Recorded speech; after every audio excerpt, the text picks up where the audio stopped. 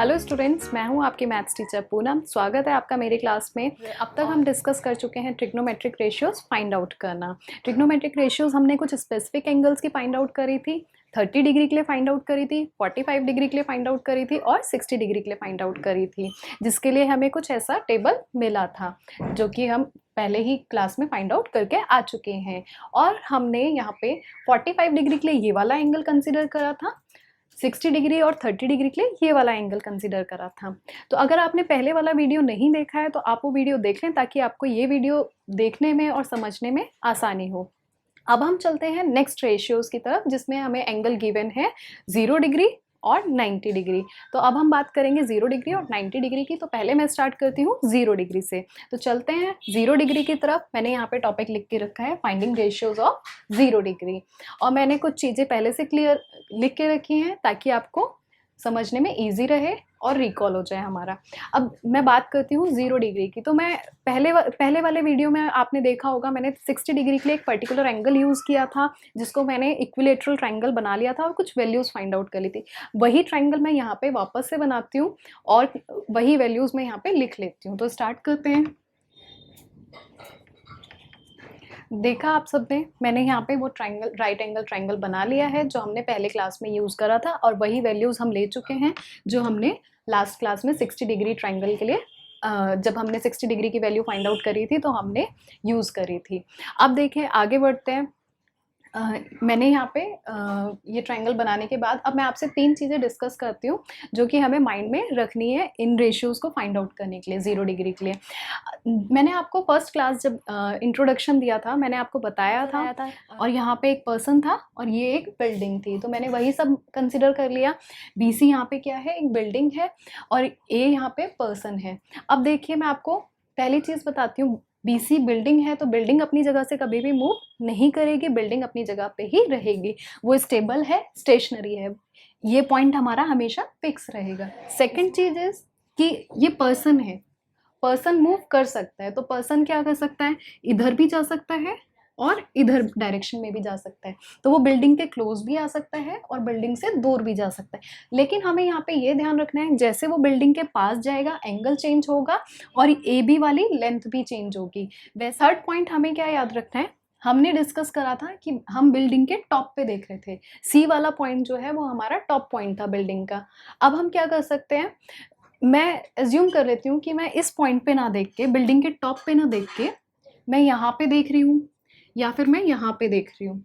तो जब मैं इस पॉइंट पे देखूंगी तो एंगल कुछ इस तरीके से फॉर्म होगा,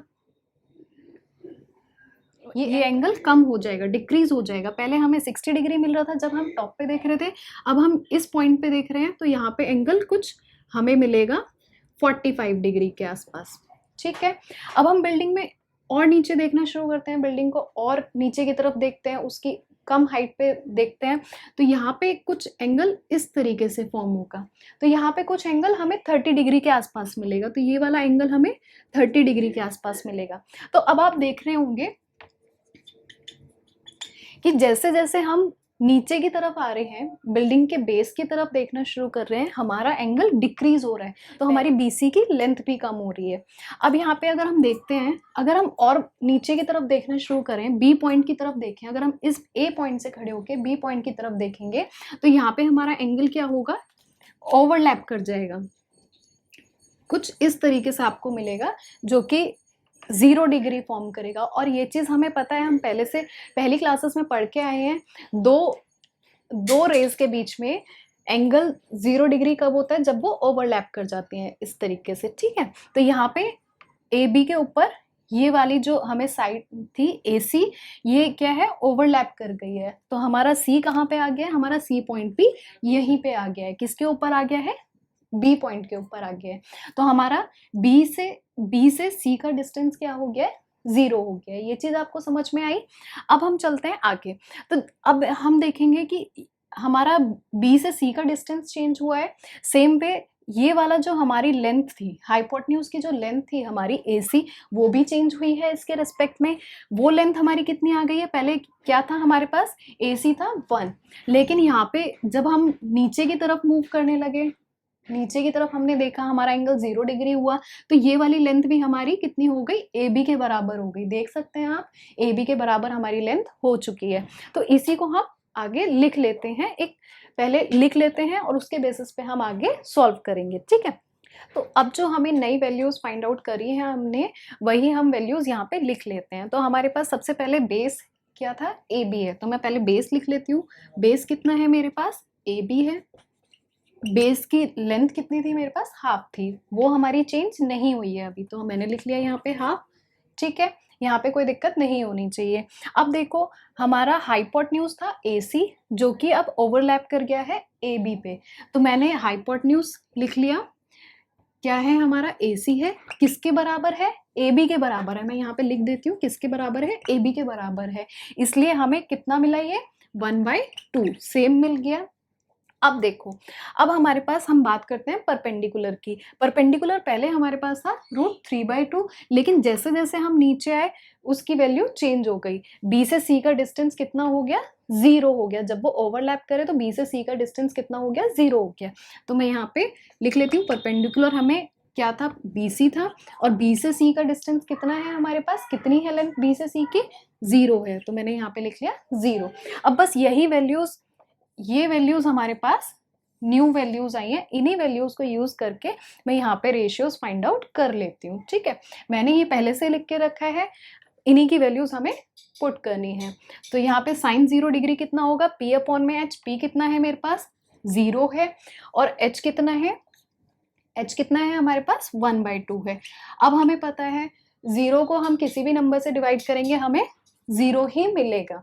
नेक्स्ट हमें cos 0 डिग्री फाइंड आउट करना है। cos 0 डिग्री कितना होता है, B/H। B की वैल्यू हम पुट करेंगे, B है हमारे पास हाफ, दैट मीन्स 1/2, और H कितना है, हाफ अपॉन में 1/2। तो इसको हम सॉल्व करेंगे तो हमें ये कुछ ऐसे मिल जाएगा। सॉल्व करके मैं आपको दिखा देती हूँ। दिस विल बी 1/2 इंटू में 2/1, तो ये सॉल्व करके हमें मिल जाएगा 1।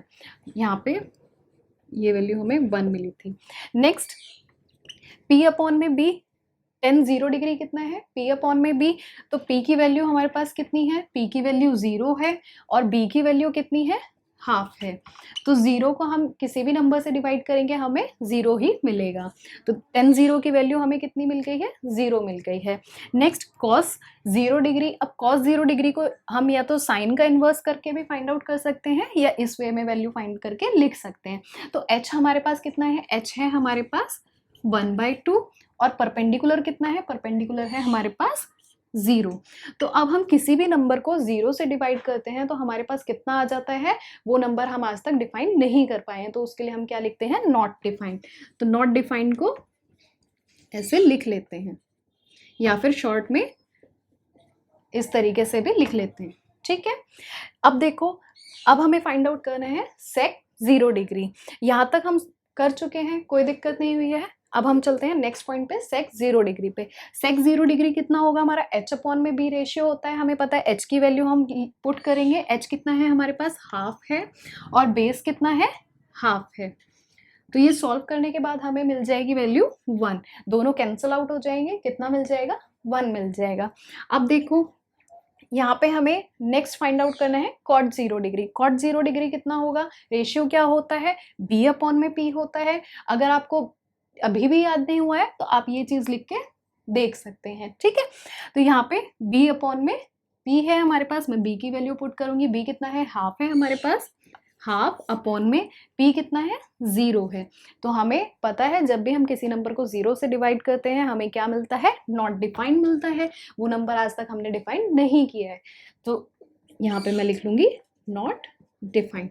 ये था हमारा 0 डिग्रीज के लिए हमने रेशियोज फाइंड आउट करे थे। आई होप आपको यहाँ तक समझ में आया होगा। अब हम डिस्कस करेंगे 90 डिग्री के लिए, तो मैं ये आपके लिए नया ट्राइंगल बना लेती हूँ। अभी तक हम 0 डिग्री के लिए फाइंड आउट कर चुके हैं, अब हमें फाइंड आउट करना है रेशियोज 90 डिग्री के लिए। तो अब हम क्या करेंगे, हम फिर से एक ट्राइंगल कंसिडर कर लेंगे। ट्राइंगल कैसा होगा हमारे पास, सेम ट्राइंगल होगा। मैं बना लेती हूँ ट्राइंगल। यहाँ पे 90 डिग्री फॉर्म हो रहा है और ये 60 डिग्री है। हमें इसकी वैल्यूज हम पहले ही फाइंड आउट कर चुके थे। ये परपेंडिकुलर कितना है हमारे पास, √3/2 था, और ये हमारे पास था बेस कितना था, हाफ हाफ यूनिट था और हाइपोटेन्यूज हमने फाइंड आउट करा था, हमें कितना मिला था, 1 मिला था। अब बस हमें इसी चीज़ को लेके आगे सॉल्व करना है। तो यहाँ पे मैंने देखो आपको पहले ही बताया था वीडियो के स्टार्टिंग में कि पॉइंट बी हमेशा फिक्स रहेगा, पॉइंट बी हमारा चेंज नहीं होगा। तो अब देखो यहाँ पे हम जब सी को हम नीचे लेके आए थे तो हमारा एंगल 0 डिग्री हो गया था। अब हमें फाइंड आउट करना है 90 डिग्री के लिए, तो 90 डिग्री के लिए कैसे फाइंड आउट करेंगे? अगर मैं इस वाले एंगल को मतलब ए पर्सन को बी की तरफ मूव करूंगी, अभी ये यहाँ पे 60 डिग्री है, ए को अगर मैं बी की तरफ मूव करने लगूं तो हमारा एंगल क्या होगा, इंक्रीज करेगा। कैसे इंक्रीज करेगा बताते हैं। लेट्स से अभी ये थोड़ा सा मूव करा तो यहाँ पे ये इस तरीके से कुछ ट्रायंगल फॉर्म करेगा। अब ये जो यहाँ पे एंगल फॉर्म हो रहा है ये कुछ 70 डिग्री फॉर्म हो रहा है। नेक्स्ट, अब ये इस पॉइंट से थोड़ा सा, अभी ये ए यहाँ पे आ गया है हमारा, पहले ए यहाँ पे था, अब ये ए यहाँ पे रीच कर चुका है, ये बी के पास जा रहा है। तो अब हम और थोड़ा पास जाते हैं, ये ए पॉइंट हमारा और थोड़ा बी के पास लेके जाएंगे तो ट्रायंगल कुछ इस तरीके से बनेगा। हमारा ट्रायंगल इस तरीके से बनेगा। ये ए पॉइंट अब यहाँ पे आ चुका है, पहले यहाँ पे था, फिर यहाँ पे आया, अब इस पॉइंट पे आ गया। तो यहाँ पे कुछ एंगल 80 डिग्री के आसपास फॉर्म होगा। ठीक है, अब देखो जैसे जैसे आप मतलब बी की तरफ बढ़ रहे हैं हम, तो यहाँ पे क्या हो रहा है, एंगल बढ़ रहा है। पहले 60 था, 70 डिग्री हुआ, फिर 80 डिग्री हुआ। तो अब हम अगर थोड़ा और पास लेके जाएं, बिल्डिंग के एकदम पास चले जाएं, तो ये एंगल क्या होगा, हमारा ओवरलैप कर जाएगा। किससे ओवरलैप कर जाएगा? 90 डिग्री वाले एंगल से ओवरलैप कर जाएगा। तो ये ए पॉइंट जो था हमारा वो यहाँ पे आ जाएगा। ठीक है, ये चीज समझ में आई। ये हमारा ए वाला पॉइंट अब यहाँ आ गया है, तो ये ए एंगल क्या कर रहा है, 90 डिग्री बना रहा है यहाँ पे। तो हमें एंगल ए भी 90 डिग्री मिल गया है, बी भी 90 डिग्री मिल गया है। तो अब ये ए पॉइंट हमारा इधर आ गया है, तो हमारी लेंथ भी चेंज हो गई है। किसकी लेंथ चेंज हुई है? ए बी की लेंथ चेंज हुई है, और ए बी की लेंथ चेंज हुई है, और ए सी की लेंथ चेंज हुई है। तो हमें ये चीज़ें ध्यान रखनी है, कौन कौन सी लेंथ हमारी चेंज हुई है। बी सी में हमारे कोई चेंजेस नहीं आया, बी सी वैसा ही है, बी सी में कुछ भी चेंज नहीं आया। तो अब हम क्या करेंगे, हमें पता लग गया ए सी हमारा पहले यहाँ पे था, वो इधर की तरफ गया, तो किसके बराबर हो गया, वो बी सी के बराबर हो गया, जो हमारा परपेंडिकुलर था उसके बराबर हो गया। अब और ए बी हमारा जैसे जैसे बी के पास गया, तो ए और बी के बीच का डिस्टेंस हमारा 0 हो गया। तो हम इस चीज को नोट डाउन कर लेते हैं, एक टेबल बना लेते हैं छोटा सा, और ये चीजें नोट डाउन कर लेते हैं ताकि हमें ये सारे रेशियोज फाइंड आउट करने में इजी हो जाए। तो मैं फटाफट से ये रेशियोज, ये वैल्यूज लिख लेती हूँ, नोट डाउन करते हैं। तो यहाँ पे सबसे पहले मैं परपेंडिकुलर के लिए लिखती हूँ। परपेंडिकुलर क्या है हमारे पास? परपेंडिकुलर है BC। BC कितना है? BC हमें पता है √3/2 है, इसमें कोई भी चेंजेस नहीं हुआ है। नेक्स्ट, अब मैं बेस लिख लेती हूँ। बेस कितना है हमारा? बेस AB था, लेकिन जैसे जैसे हमने इधर मूव करा, ए से बी के बीच का डिस्टेंस 0 हो गया है। तो मैं इसको बेस को लिख लेती हूँ AB हमें क्या मिल गया यहाँ पे, इनका डिस्टेंस कितना है? 0 हो गया है, तो इसको मैं लिख सकती हूँ 0। ठीक है, यहाँ पे कोई दिक्कत नहीं है। नेक्स्ट पॉइंट पे आता है। अब हमारा AC इधर मूव करा है, ACB तो हमारा इधर मूव करा है ना, A पॉइंट जब इधर मूव करा है तो AC की लेंथ भी चेंज हुई है। AC की लेंथ किसके बराबर हुई है? BC के बराबर हुई है। तो मैं इसको लिख सकती हूँ, हाइपोटेन्यूज क्या है हमारा? हाइपोटेन्यूज था हमारा AC, किसके बराबर हुआ है हाइपोटेन्यूज? BC के बराबर। अब BC कितना है हमारे पास? BC है √3/2।